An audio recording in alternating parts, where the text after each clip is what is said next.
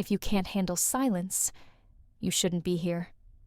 That was the first thing the housekeeper said, as she led me through the massive oak doors of the Bryant estate. Her voice was low, almost like she didn't want the walls to hear her.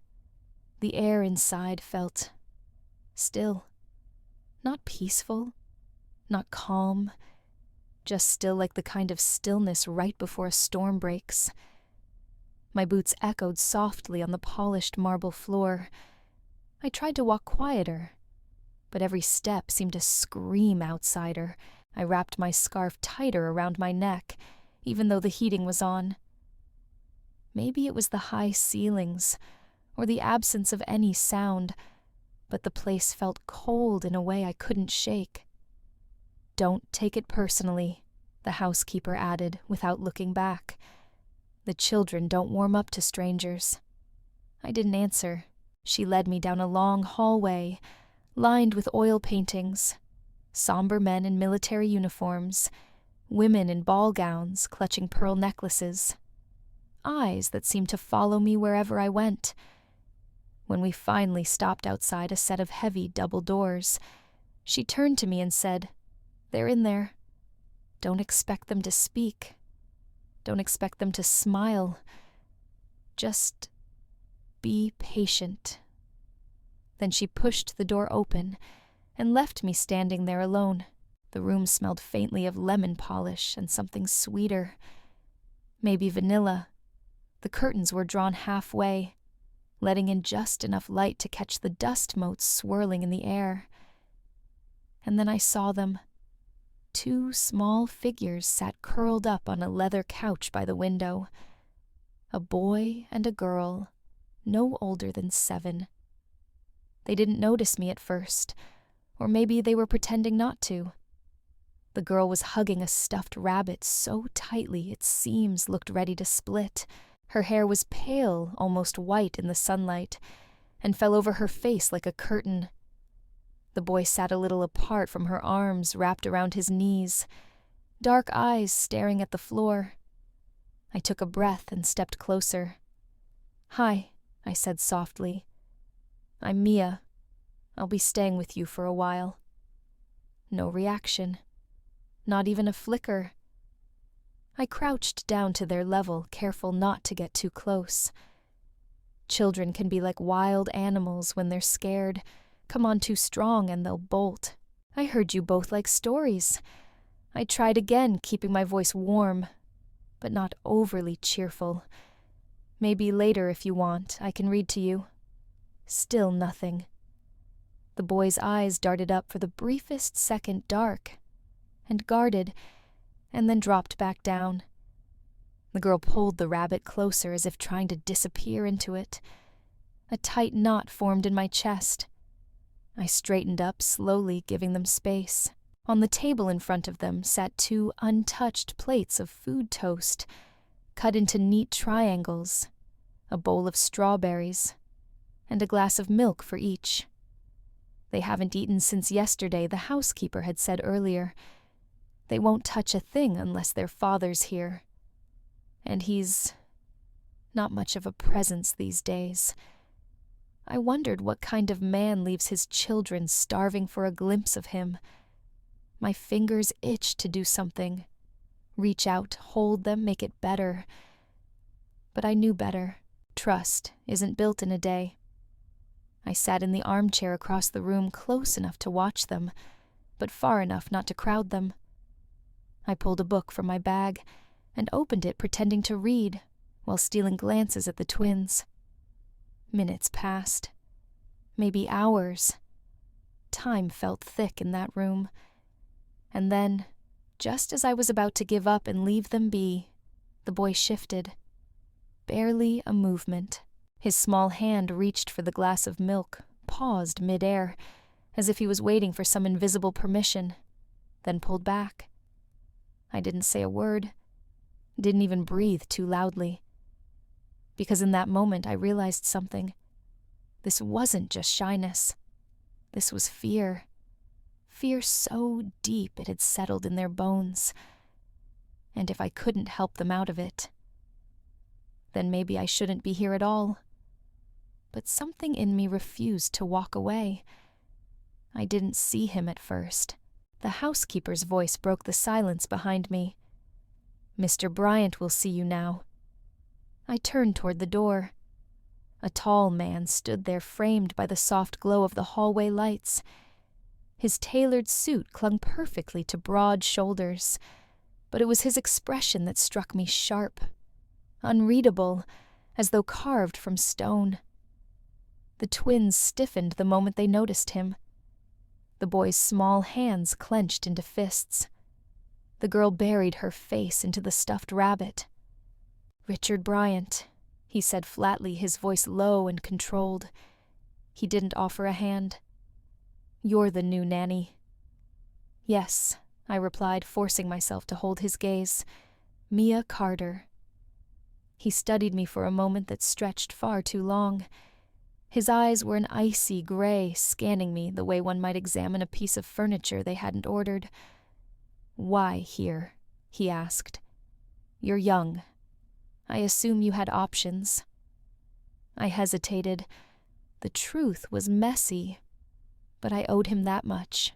"Because I heard they haven't eaten in days," I said quietly, "and because I know what it's like to grow up in silence." Something flickered in his eyes, something quick and almost invisible, but it vanished before I could name it. "You're here to keep them alive and out of trouble," he said curtly. Nothing more. His gaze drifted to the children. "Ethan, Emma, eat." His voice softened slightly, but the twins didn't move. Not a sound, not a glance toward him. I watched his jaw tighten. "They're grieving," I said gently, though I could feel the warning bells ringing in my head. His eyes snapped back to me. "Don't overstep," he said, the words cutting clean like glass. "I'm not." I answered, though my voice felt smaller now. "But if you want them to eat, they need to feel safe first." His lips pressed into a thin line. "I don't pay you to analyze my children," he said. "Do your job, feed them, and don't assume you understand this family." He turned to leave, but then paused at the doorway. "Dinner is at 7, for the children only." And then he was gone, the echo of his footsteps fading into the hollow corridors. The housekeeper appeared again, as though she'd been waiting just out of sight. "You've met him," she said, voice low. I nodded. She stepped closer, glancing at the twins before speaking. It wasn't always like this. Not before... Her, I asked. "Mrs. Bryant." The housekeeper's lips tightened. "She passed last winter. It broke him. And the children." I swallowed hard, the weight of her words settling in my chest. "You can't fix him," she added softly. "But maybe you can reach them." I looked at Ethan and Emma. The boy sat rigid, staring at the untouched toast. The girl's fingers stroked the worn ear of her rabbit over and over like a nervous tick. "I'll try," I whispered. And for the first time, the housekeeper allowed a small, sad smile. I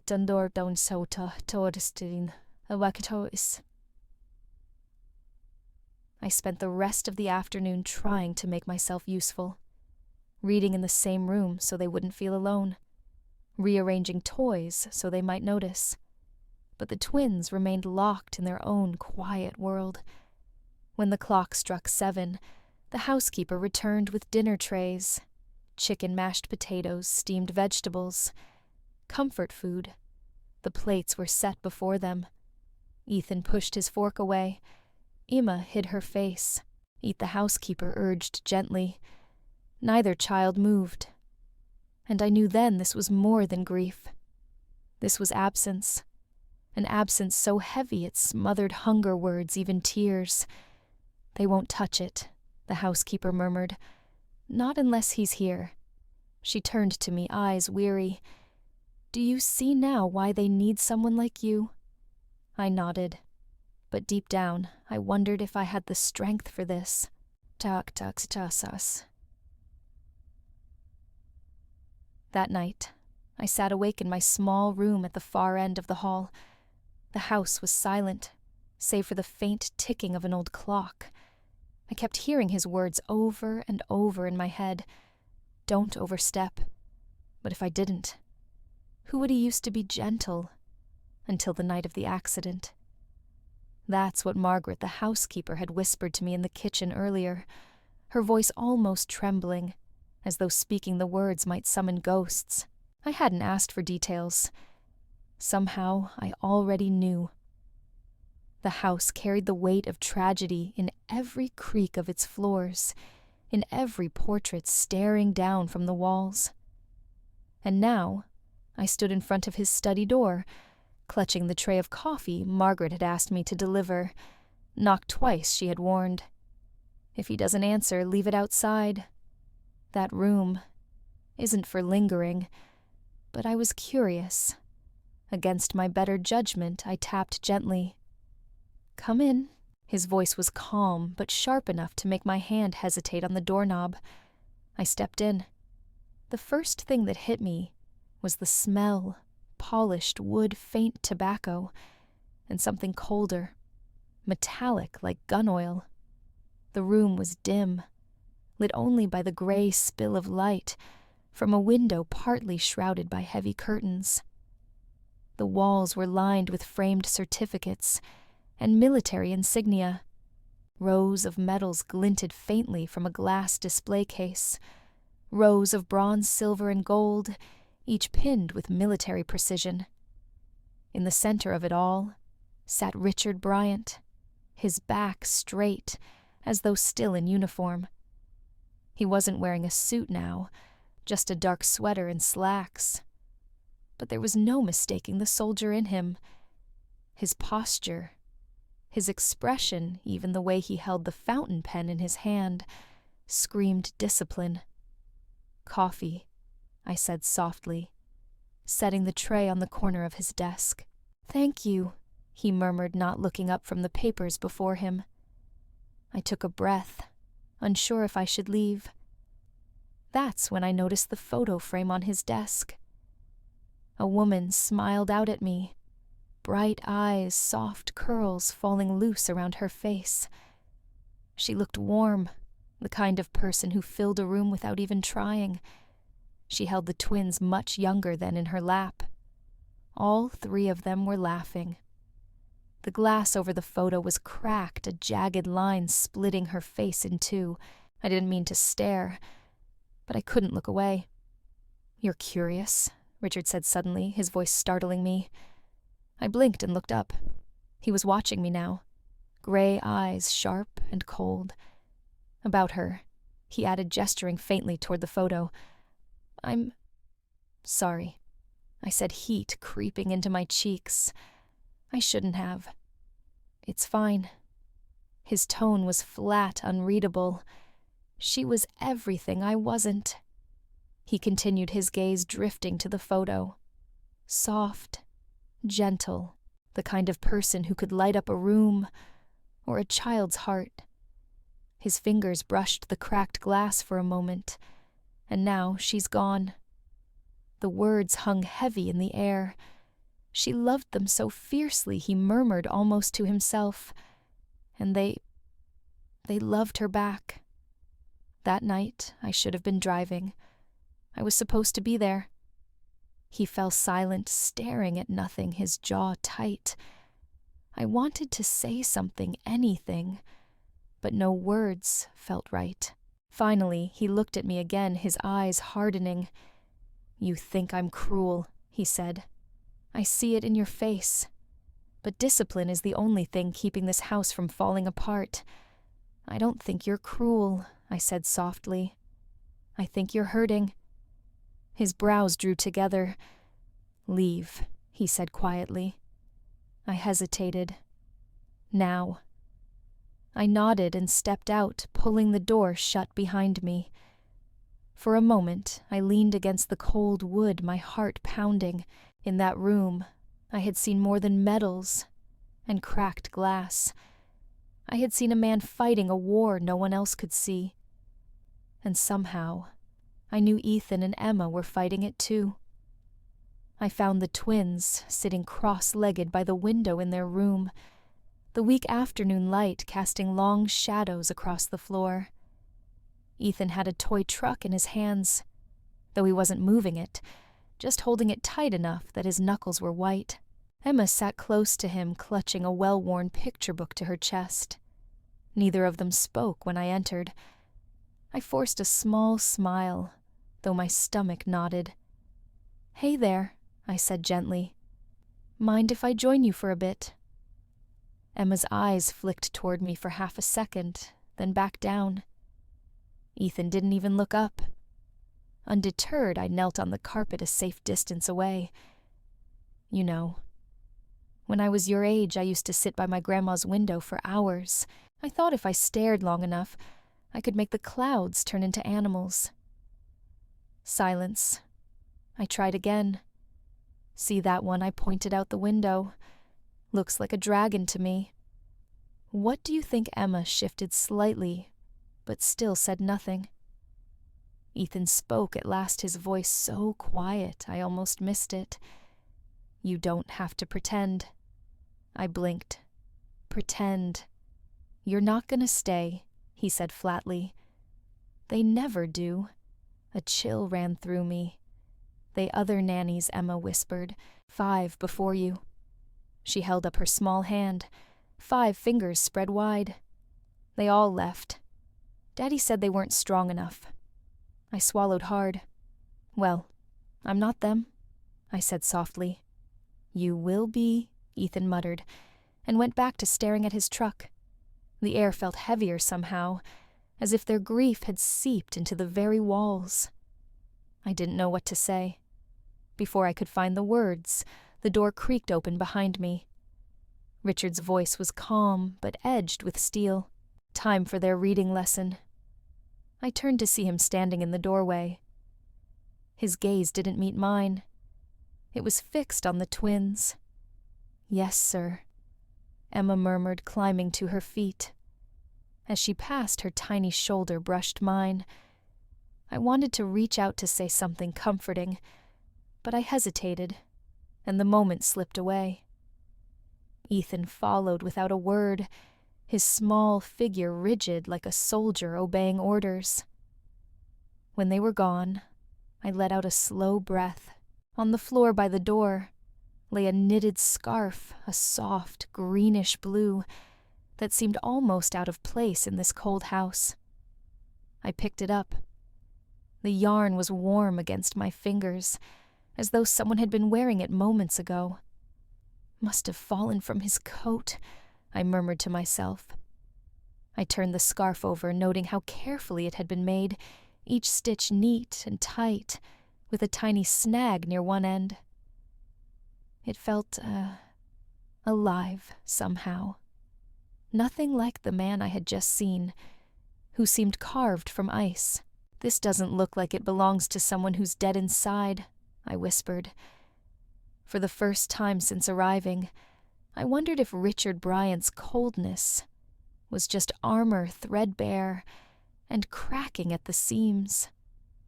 And if so, what would it take to reach the man beneath it? The twins had taken to retreating into the far corner of the playroom, after lessons huddling close together, like 2 fledglings in a storm. I noticed it for the first time, one chilly morning. Emma's little hands clutched the same scarf I'd seen fall from Richard's coat days earlier. It wasn't wrapped around her neck. She simply held it tight, the way children cling to stuffed animals or security blankets. The yarn was frayed near one end. A loose thread dangled, and I had an overwhelming urge to smooth it out. "Where did you get that?" I asked softly, keeping my tone light so I wouldn't startle them. Ethan stiffened, his fingers tightening around a corner of the fabric. "It's Mommy's," Emma whispered. I froze. "She made it." Emma nodded. "For Daddy. Last Christmas. Before she... Her voice trailed off, but I didn't need her to finish the sentence. Before she was gone. Before their world cracked open and swallowed them whole. Something in my chest clenched. I'd been their age, once curled up in a too-small bed, clutching a nightgown that still smelled faintly of lavender soap. My mother's scent. I was 8 when she left for good. Cancer, a word I barely understood then, but grew to despise. My father had shut down after her funeral, disappearing into his workshop for days at a time. There had been no one to explain why the house felt colder, why dinner was often just toast and milk, why I cried myself to sleep most nights. So I learned early how to pretend, how to be quiet to take up less space. Looking at Ethan and Emma now, I recognized that same fragile armor in their eyes. They weren't just grieving their mother, they were grieving the version of their father who'd smiled once, laughed, once held them tight without flinching. I sat cross-legged on the floor, careful not to get too close. You know, I began quietly. My mom used to knit scarves too. She made me one in bright yellow so she could spot me on the playground. Emma blinked. "What happened to it?" she asked. "It got smaller every year," I said, with a small smile. Until one day I couldn't wear it anymore. But I kept it in a drawer. I'd hold it to my face when I missed her. A long silence followed. Then Ethan spoke, his voice almost inaudible. "Daddy doesn't wear this one anymore." I hesitated. "Do you think?" Maybe it hurts too much. Ethan's jaw tightened. "He should wear it. That way he won't forget her." "He hasn't forgotten," I said gently. "I don't think he ever could." But they didn't seem convinced. I watched their small fingers clutch the scarf, as though it were the last thread holding their world together. And I wondered, if I could mend this tattered thing, could it also mend the distance between them and their father? That night, after the twins fell asleep, with the tattered scarf between them, I couldn't stop staring at my hands. I kept seeing Emma's small fingers working loose the frayed threads. Ethan's quiet plea. He should wear it. So he won't forget her. The scarf had become their tether to her, and maybe to the father they barely recognized anymore. But it wouldn't last. One wrong tug, and it would unravel completely. That thought gnawed at me as I sat in the dim light of my room, turning over an old knitting kit I'd found in the hall closet. It felt strange, intimate to take up such a task in this house. Still, I began. Row by row, stitch by stitch, I worked through the night, coaxing soft blue yarn into a new scarf. I made it long enough for 2 little necks. The thick folds would keep them warm. By morning, my fingers were sore, but I smiled at the neat rows. It wasn't perfect. Not like hers must have been. But maybe the twins wouldn't mind. Maybe, somehow, it could make them feel close to her again. When I brought it to the nursery, their eyes widened. "You made this?" Emma breathed. "It's not the same as Mommy's," I admitted, "but it's strong. It will keep you warm." Ethan touched the yarn hesitantly. "Can we still keep hers too?" he asked. "Of course," I said softly. "This isn't to replace it, just to protect it." They each took an end of the scarf, pulling it gently between them like a bridge. For the first time, I heard a small laugh escape Emma's lips. It felt like sunlight breaking through clouds.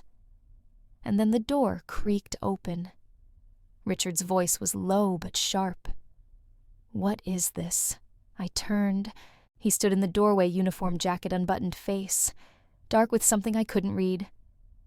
The twins froze. I made them a scarf, I said carefully. The old one is falling apart. I thought you thought. His voice rose.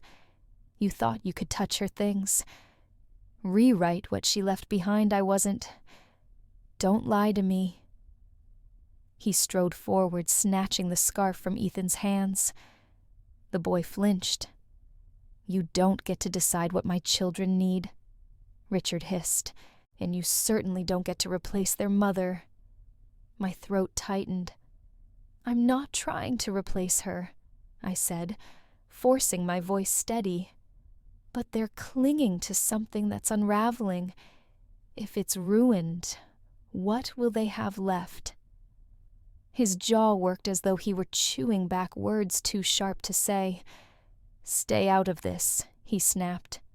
Stay in your place.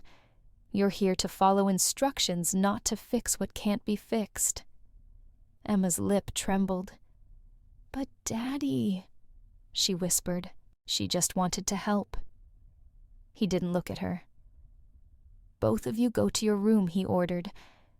They obeyed silently, clutching the old scarf between them like a shield. When the door shut behind them, I stood my ground. You think shutting them out will protect them, I asked quietly. But all you're doing is teaching them to fear your grief. His eyes narrowed. You don't know what you're talking about. Maybe not, I admitted. But I know what it's like to be their age. To lose a mother. To watch a father vanish into his own sorrow.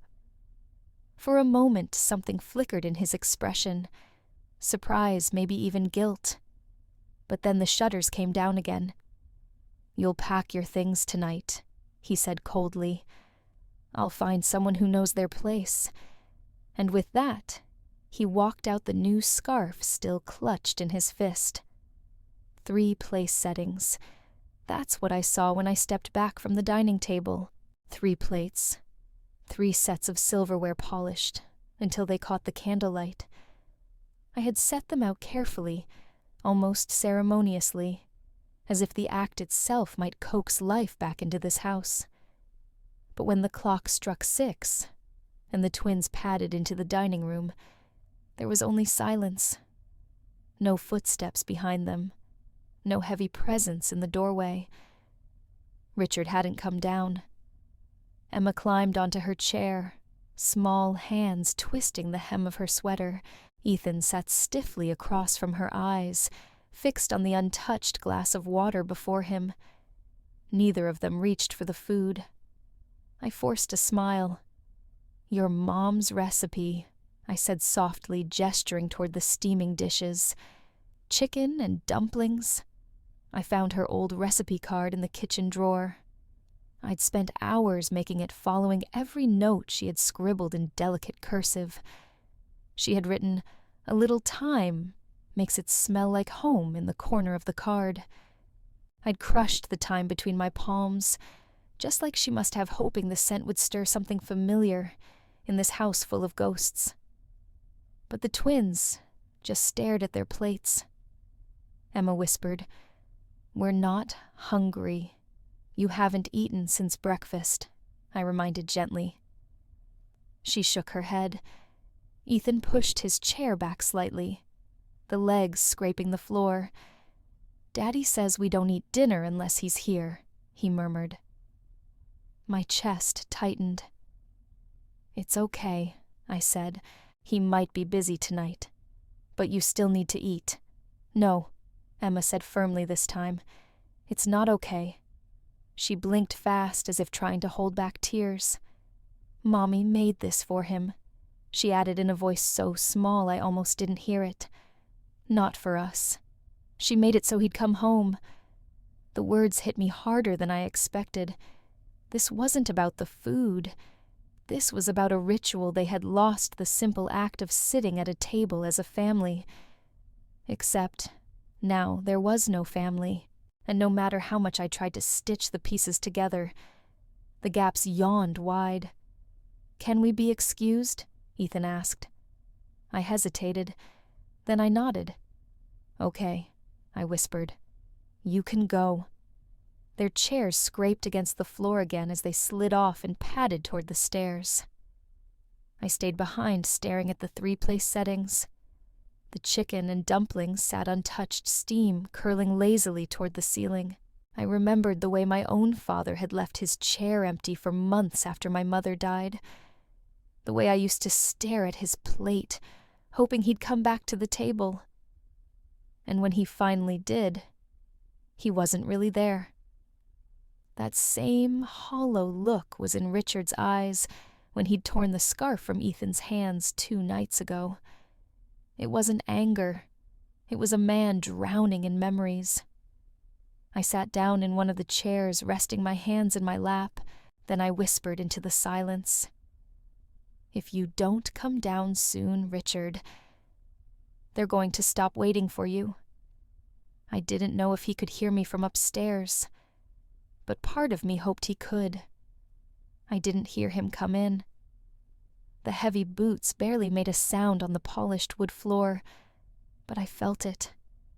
The sudden shift in the air, the way the twins froze mid-step at the bottom of the stairs. Richard Bryant stood in the doorway, his uniform jacket draped carelessly over his shoulder, shirt sleeves rolled to his elbows.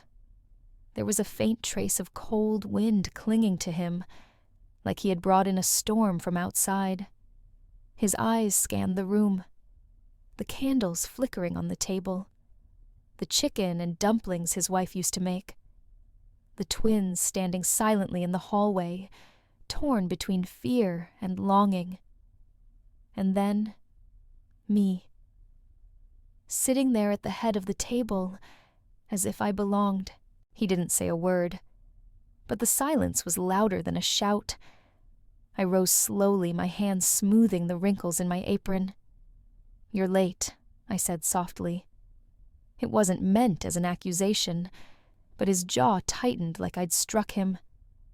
"I told you before," he said, voice low and sharp. "Don't overstep your place here." I held his gaze.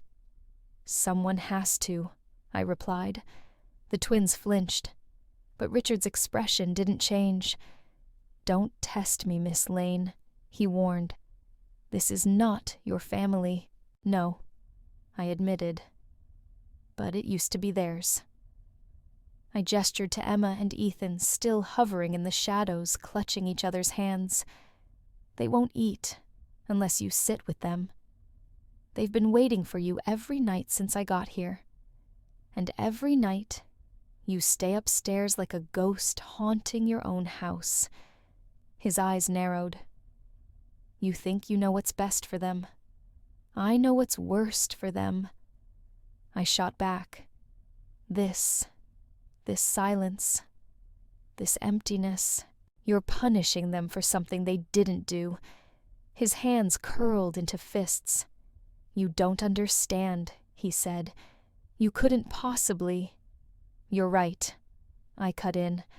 "I don't know what it's like to lose a wife, but I know what it's like to be a child, waiting at the table for a parent who never comes." His shoulders stiffened, and for the first time since I'd met him, there was a flicker, just a flicker of pain in his eyes. I took a step closer. "If you don't sit down, Richard, they're not going to eat." The words hung in the air like a dare. For a moment I thought he might turn and walk out, but then he moved. The chair legs scraped against the floor as he pulled out his old seat at the head of the table. The twins stared at him wide-eyed. Richard lowered himself into the chair, his movements mechanical. His hands rested on either side of the plate. I waited. The twins waited, but no one touched their food. Richard didn't even glance at the steaming dish in front of him. His eyes stayed on the flickering candlelight, as if he were somewhere far away. The silence grew heavier with every second. I wanted to say something, anything to break it, but my throat felt tight. Emma's small voice finally cut through the stillness. Daddy Richard blinked, but he didn't answer. Her lips trembled. "Are you going to eat?" she whispered. His fingers twitched against the tablecloth, but his plate stayed full. And so did theirs. I sat back down, folding my hands in my lap. 3 plates of food, 3 people trapped in grief.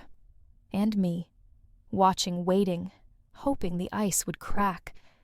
But tonight, it didn't. If I didn't eat, they wouldn't either. That thought had been haunting me since the first night I arrived. Emma and Ethan had stared at their untouched plates, like soldiers standing at attention, their small faces pale and tight. And now, here we were again. 3 sets of silverware clinked softly against porcelain, yet no one moved. Richard sat at the head of the table, silent and immovable as a statue. His broad shoulders hunched slightly, but his eyes stayed fixed on some invisible point beyond us. The twins' eyes flicked between him and me, their lips pressed tight. They were waiting, always waiting, waiting for their father to speak, waiting for a sign it was okay to begin. But no sign came. The chicken stew cooled in the bowls. The bread hardened in its basket. I couldn't bear it anymore. Slowly, deliberately, I reached for my chopsticks. The wood felt warm against my fingers, almost alive. "If you won't eat, then I will," I said softly, though my voice trembled slightly. The sound seemed to echo in the vast dining room. Emma and Ethan flinched, as if I'd broken some sacred rule. Even Richard's head turned, his eyes narrowing, but he didn't say a word. I raised a bite of chicken and rice to my lips, chewing slowly, forcing the movement, even though my stomach was tied in knots. And then a soft rustle. Out of the corner of my eye, I saw Emma's tiny hand reach for her spoon. She scooped up a bite, hesitated, then took it. Ethan followed suit a heartbeat later, his movements hesitant, almost guilty. The sound of small mouths chewing filled the room. It was so faint, so fragile, but it was something. I glanced at Richard. His face was unreadable. No relief, no anger, just that same terrible stillness. "See," I murmured. "They'll eat, if someone shows them how." His jaw tightened. "You think this solves anything?" he said, his voice low, dangerous. "It's a start," I replied. "They're children. They don't understand. They understand more than you think." I interrupted.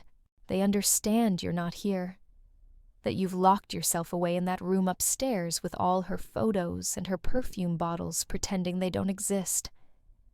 His chair creaked slightly as he shifted. "Enough," he growled. But I didn't stop. "You think you're protecting them from your pain, but you're not. You're teaching them to carry it too." The twins froze again, their spoons halfway to their mouths. Emma's eyes darted nervously between her father and me. Ethan's lip quivered. Richard saw it. And for a moment, just a moment, I thought he might break. But then his expression hardened. "Eat your food," he told the twins flatly. His voice had all the warmth of frost on a window pane. And with that, he stood and left the table. I sat there, the taste of chicken and rice turning to ash in my mouth. The twins ate in silence, their eyes downcast. I'd won a small battle. But the war for this family's heart was far from over. I didn't mean to push him, but something inside me wouldn't let go. After dinner, the twins shuffled off to bed without a word, their little shoulders sagging with exhaustion. Richard stayed behind. He stood by the window, his hands buried deep in his pockets, staring out at the falling snow. The room was silent, except for the faint tick of the grandfather clock. I took a deep breath. I know what it's like to grow up without a mother, I said softly. His shoulders stiffened, but he didn't turn. My mom left when I was 6, I continued. I waited for her every night at the window. I thought if I sat still enough, if I was good enough, she'd come back. I swallowed hard, but she never did. And every day after that, my dad stopped looking at me the way he used to. It was like he couldn't see me anymore, only the shadow she left behind. Richard's hands clenched. You think you understand, he said quietly. His voice was low, but it carried the weight of 1,000 storms. You don't. He turned then, and for the first time I saw it. The grief in his eyes. It wasn't just sadness. It was a deep, raw wound that had never closed. She was my whole world, he said hoarsely. When she died, everything good went with her. I took a step closer. Not everything, I said gently. Your children are still here. They need you. His jaw tightened. They remind me of her, he whispered. Every smile, every laugh. It's like losing her all over again. He ran a hand over his face, and that's when I saw it. A single tear slipped down his cheek. He brushed it away quickly, almost angrily, but it was too late. The armor had cracked. Richard, I said softly, but he shook his head. I can't do this, he muttered. Then he turned and walked out the door, clicking shut behind him. I stood there staring at the empty chair at the head of the table. The chair where she used to sit. The chair where he should sit now. But maybe that chair would stay empty forever. Upstairs, I heard the twins whispering. Emma's small voice drifted down the hall. Why won't Daddy stay with us? And Ethan's reply, barely audible. Maybe he doesn't love us anymore. My heart broke all over again. The door to his study was slightly ajar. I hesitated. From the hallway, I could hear the faint clinking of glass and the shuffle of heavy boots against hardwood. I knocked softly. No answer. Richard. I asked, my voice low. Still nothing. I pushed the door open just enough to peek inside. The room was dark, save for the dim glow of a desk lamp. Papers were scattered across the mahogany desk, and the scent of bourbon hung thick in the air. He was sitting in the leather chair, head in his hands, a glass cradled loosely between his fingers. For a moment, he didn't move. Then in a voice so raw it made my chest ache, he whispered, I told her I'd be home before dark. I froze. She called me, he said, still staring at the floor. Begged me to come pick her up. But I stayed at the base. Told her I had paperwork to finish. His fingers tightened around the glass. If I had gone, maybe the car wouldn't have swerved. Maybe she wouldn't have. His words broke off, strangled by the weight of guilt.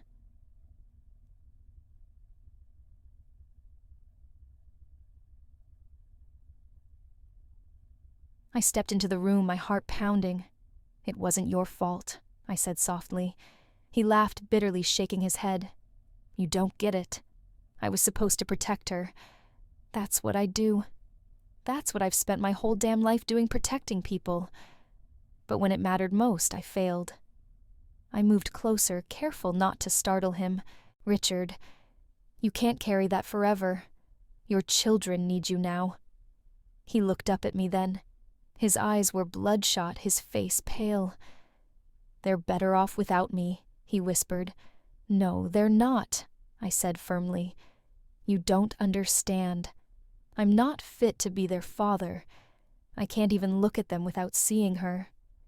Every time they laugh, every time they cry, it's like she's haunting me. There it was. The truth. Not anger. Not coldness, just a man drowning in grief. "You're not haunted by her," I said gently. "You're haunted by the love you still carry. That's not a curse, Richard. It's proof of how much you cared." He shook his head, his hands trembling. "They deserve better than this. Better than me." I knelt beside his chair, resting a hand on his arm. "They don't want better. They want you. Broken or not, they need their father back." For a long moment he said nothing. Then his voice cracked. "I don't know how to be enough for them anymore."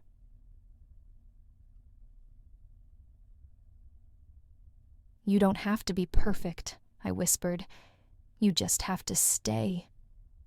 His shoulders slumped as if the weight of the world had finally become too much to hold. And in that silence, I realized something. Maybe he wasn't the only one who felt unworthy. Maybe I was trying so hard to fix this family, because a part of me still wished someone had done the same for mine. Owsaufa. I stood offering him my hand. "Come upstairs," I said softly. He looked at me unsure. "The twins are waiting," I added, "and they won't wait forever." Slowly, hesitantly, he took my hand. We climbed the stairs in silence. His hand was still resting lightly in mine, but it felt like I was holding on to someone who wasn't fully here, like a man standing at the edge of a cliff, not yet sure if he wanted to step back or let go. At the door to the twins' room, Richard stopped. I can't do this," he murmured. "You can," I said softly. "You don't have to say anything. Just sit with them." He stared at the door as if it were 100 feet tall. On the other side, I could hear faint giggles and the sound of toy blocks clattering against the floor. "They're waiting for you," I whispered. I pushed the door open gently. Emma and Ethan were sitting cross-legged on the rug. The threadbare blue scarf clutched tightly between them like a lifeline. When they saw their father, their laughter died instantly. Ethan scrambled to his feet, clutching the scarf to his chest. Emma froze, her big eyes watching him carefully. Richard stepped in slowly, his boots heavy on the wooden floor. Daddy Emma's voice was small, almost afraid. Richard's lips parted, but no words came. I could feel the air tightening around us, as if all 4 of us were holding our breath.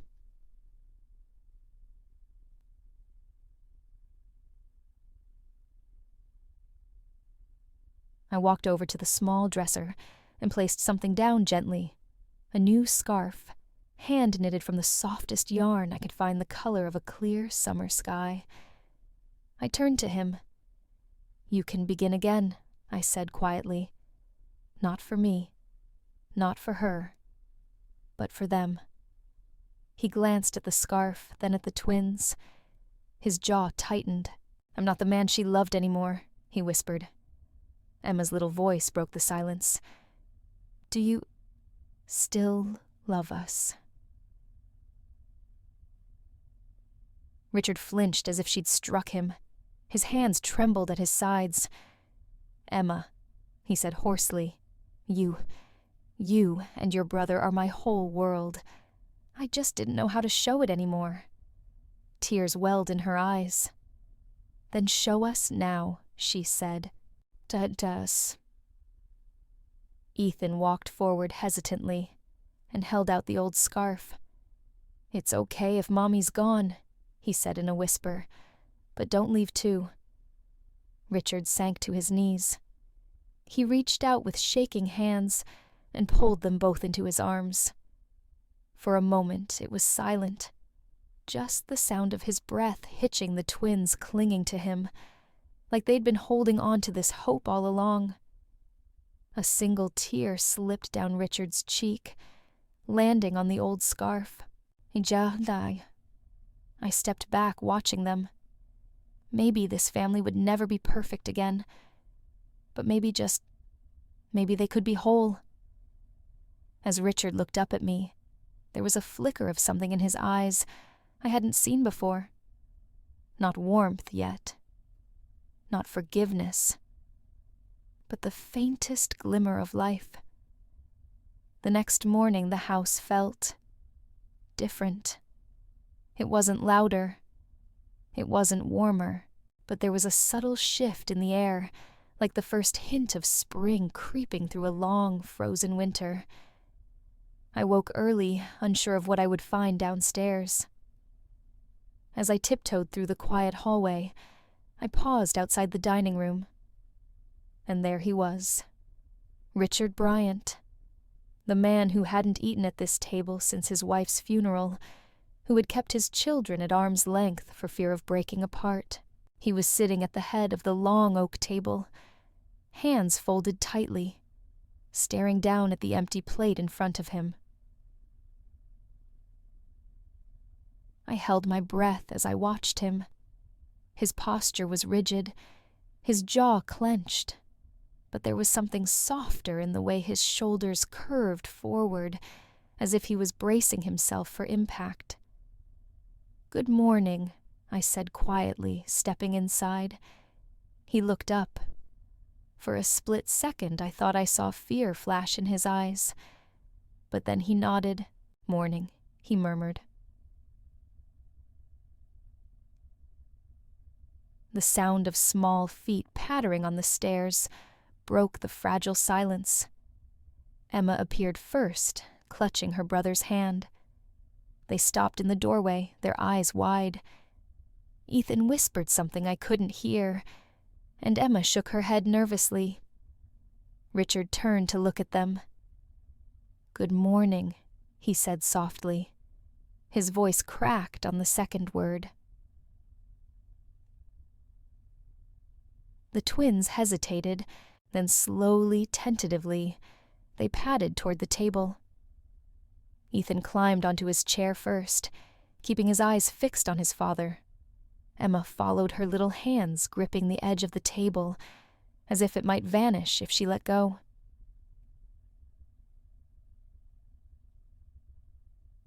The clink of their spoons and forks sounded impossibly loud in the quiet room, but to me, it wasn't jarring. It was beautiful. The sound reminded me of seeds cracking open under the soil, the tiniest noise almost imperceptible yet. It signaled the start of life.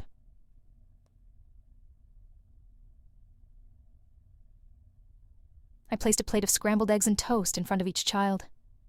"Thank you," Emma whispered. I smiled. "You're welcome, sweetheart."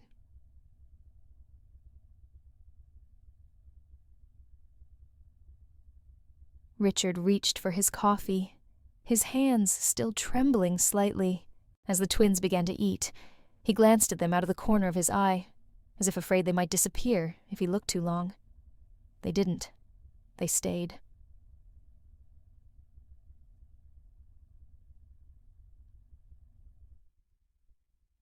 For the first time, all three Bryants sat at the table together. It wasn't perfect. It wasn't easy. But it was something. And sometimes something is enough to begin. Richard's hands hovered over the ladle like it was some foreign object. I watched as he gripped it tightly.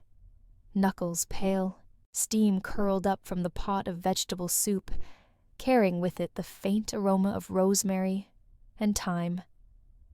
Ethan and Emma sat perfectly still, their little eyes darting between their father and the steaming pot. "Here," I said, gently sliding a bowl toward Richard. "It's not complicated." He let out a shaky breath. "Right," he murmured, but his movements betrayed him.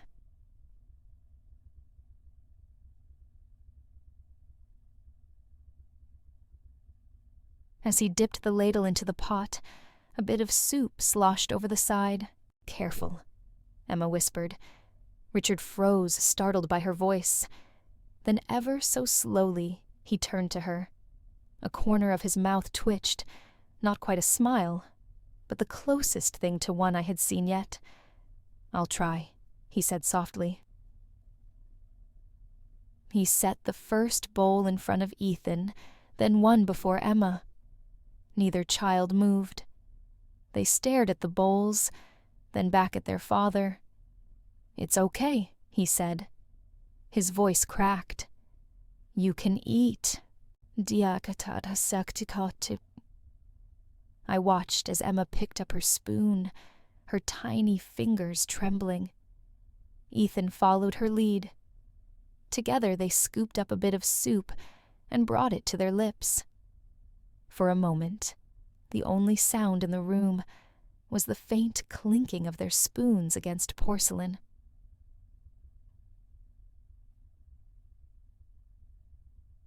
Then Richard did something I hadn't expected. He reached into his jacket pocket and pulled out the old fraying scarf, the one I had seen the children clutching so often. Without a word, he placed it carefully in the center of the table. The twins' eyes widened. This belonged to your mother," he said hoarsely. Emma's bottom lip quivered. Ethan's hand reached out, hesitated, then withdrew. "I thought keeping it hidden would protect you." Richard continued staring at the scarf, as if it held all the answers he didn't. But maybe I was wrong. The twins said nothing.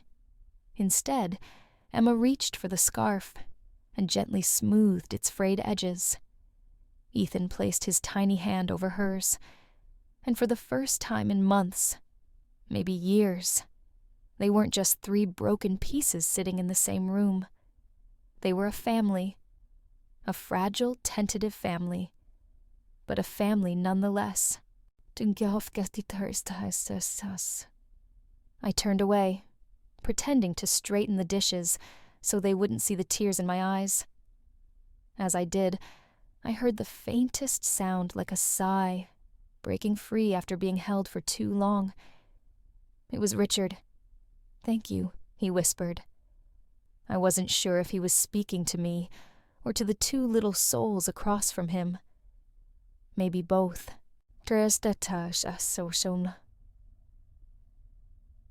That evening, as I stood in the doorway and watched them eat together for the first time, I thought to myself, this isn't the end. It's only the beginning. The morning sunlight streamed through the tall windows, casting a golden hue over the dining room. Richard was already seated at the table when I walked in. This time his posture was different. Not rigid, not guarded. There was a softness in his shoulders that hadn't been there before. "Good morning," I said. He nodded, his eyes meeting mine briefly, before glancing down at the two steaming mugs of coffee on the table. "I made you one," he murmured. Ethan and Emma bounded into the room moments later. "Miss Mia." Emma squealed. They wrapped their arms around me, small and warm and impossibly light, but their weight tugged at my heart in a way I hadn't prepared for. "I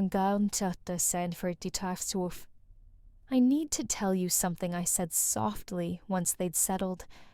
Richard's brow furrowed. "This isn't easy," I began. His lips pressed into a thin line. "I took this job knowing it was temporary. I came to help the twins through a hard season. And I think they're ready now." The words tasted like ash in my mouth, but I forced them out anyway. "I'll be leaving at the end of the week." Silence. Ethan looked confused. Emma's face crumpled, her little fingers clutching at the hem of my sweater.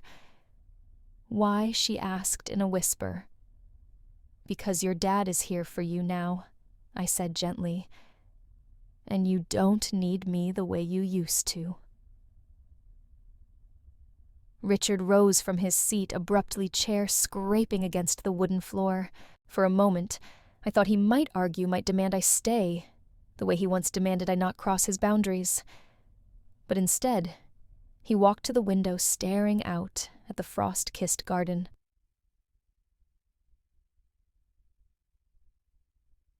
When he spoke, his voice was low, thick with unspoken emotion. "You've done what I couldn't." He turned, then his eyes glassy but resolute. "You brought them back to me." I shook my head. "No," I said quietly. "You did that yourself. You just needed a little push." Richard walked back to the table and placed something in front of me. It was the old fraying scarf, but now, folded neatly on top of it, was the new blue one I had knitted. "A part of her will always be here," he said, his voice steady now. "But you've reminded me there's still a future, if I'm brave enough to take it." Emma climbed into my lap, burying her face in my chest. "Will you visit us?" she asked between sniffles. Of course I promised, stroking her hair. "As often as you want." Ethan wrapped his arms around my waist, from the side, silent but clinging as though he could anchor me there.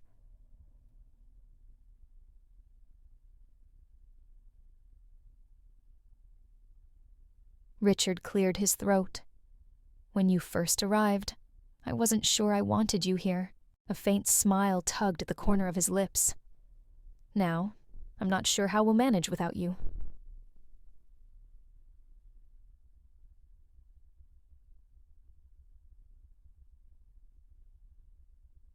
For the first time, I allowed myself to really smile too. "You will," I said, "because you're not the same man you were when I came."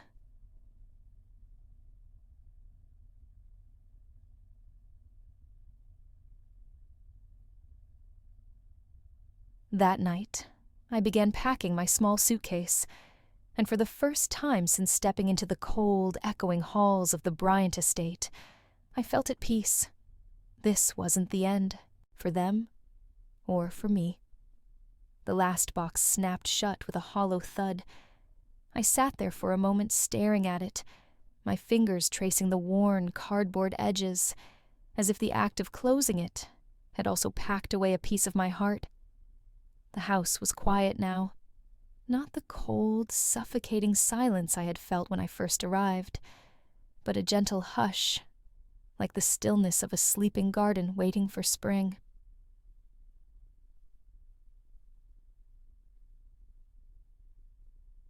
I heard footsteps behind me, everything ready.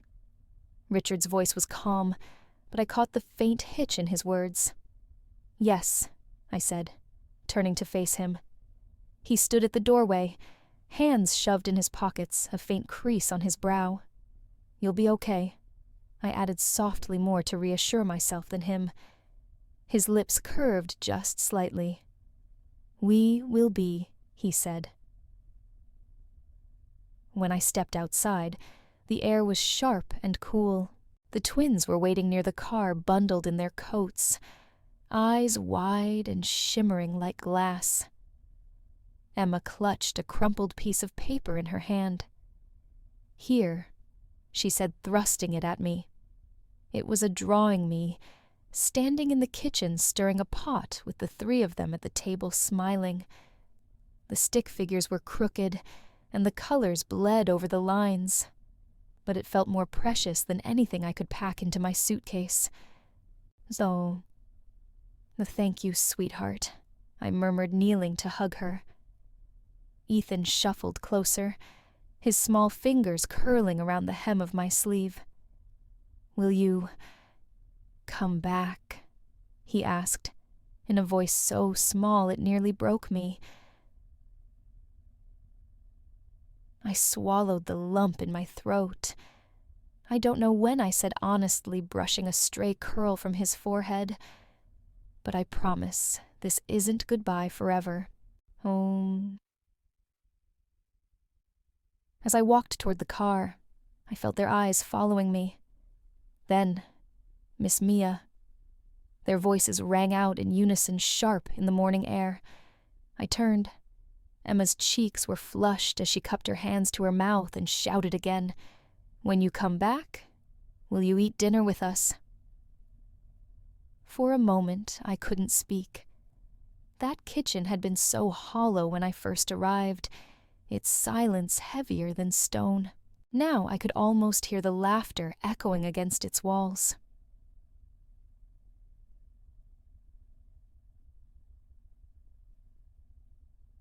I smiled, the weight in my chest, lifting just enough for me to answer. "I'd like that very much," I called back. Richard stepped up beside them, resting a hand lightly on each of their shoulders. His eyes met mine across the distance, not cold anymore, but warm, alive. "Drive safe," he said simply. "Dios." As the car pulled away, I caught one last glimpse of the three of them framed in the doorway. The light from the house spilled over them golden and soft, like the glow of a hearth, long extinguished but now blazing again. I didn't know when or if I'd return, but somehow I felt certain of one thing: that kitchen would never be cold again.